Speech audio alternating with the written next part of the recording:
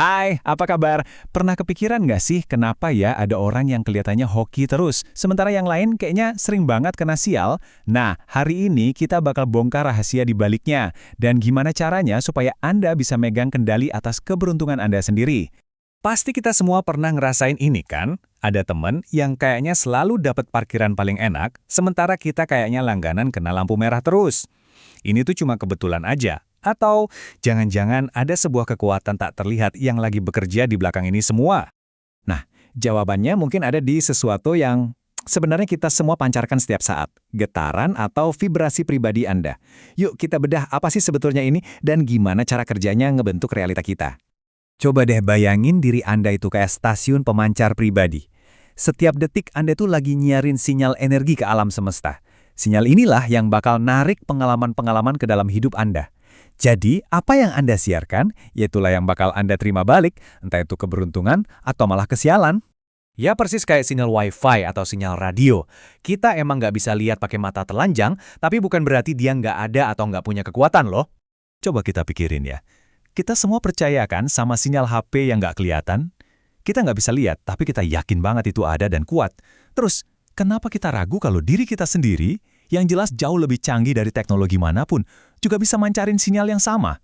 Ini bukan sihir-sihiran loh, ini benar-benar fisika energi, tapi skalanya personal.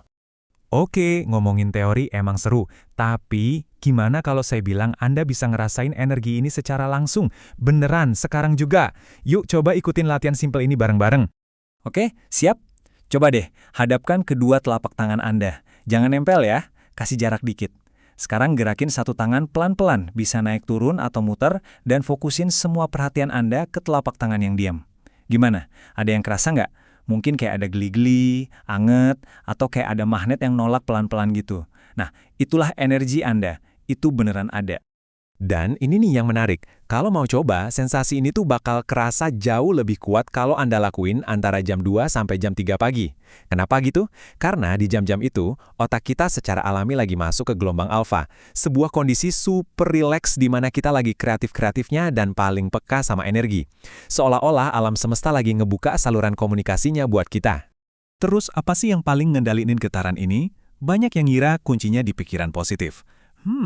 Ternyata itu cuma 12%-nya aja. Yang jadi penggerak utamanya sebesar 88% itu justru emosi Anda.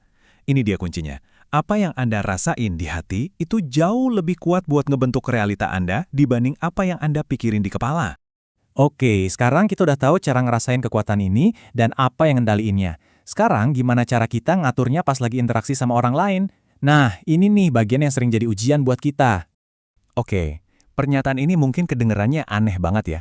Jangan terlalu berempati. Loh, bukannya empati itu bagus? Jelas, bagus banget. Tapi, dalam konteks energi, ada satu hal penting yang mesti kita bedain.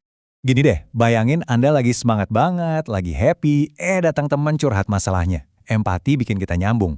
Tapi, kalau Anda ikut ke bawah sedih, sampai energi Anda sendiri jadi drop, itu artinya Anda udah nggak ngebantu dia lagi, Anda malah ikut kesedot. Tujuannya itu kita tetap di getaran tinggi, seolah-olah kita nyuntikin energi positif kita ke dia buat ngangkat dia, bukan malah ikut nyebur bareng. Ini contoh yang pas banget buat nunjukin kalau niat dibalik sebuah tindakan itu segalanya. Anda bisa ngasih uang ke orang lain dengan dua cara. Pertama, ngasih karena ngerasa berkelimpahan. Rezeki gue lebih nih, gue mau bagi-bagi.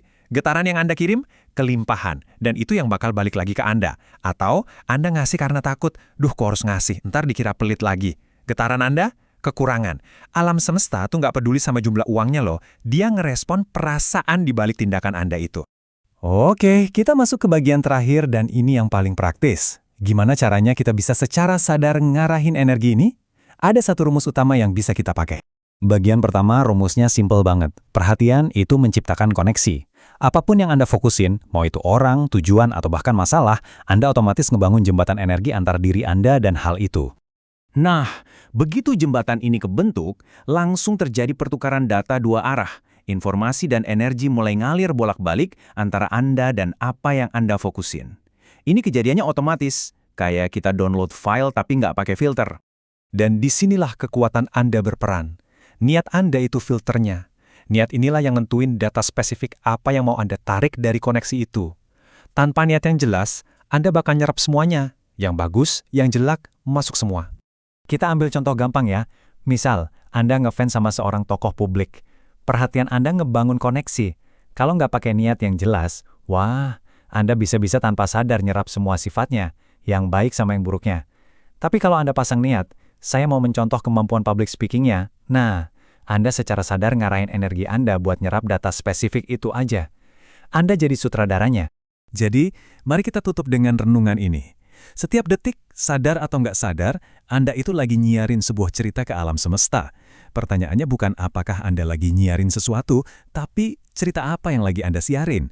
Cerita tentang kelimpahan dan kebahagiaan? Atau cerita tentang kekurangan dan ketakutan? Mulai detik ini, sadari kalau Anda adalah penulis sekaligus penyiar dari cerita hidup Anda sendiri.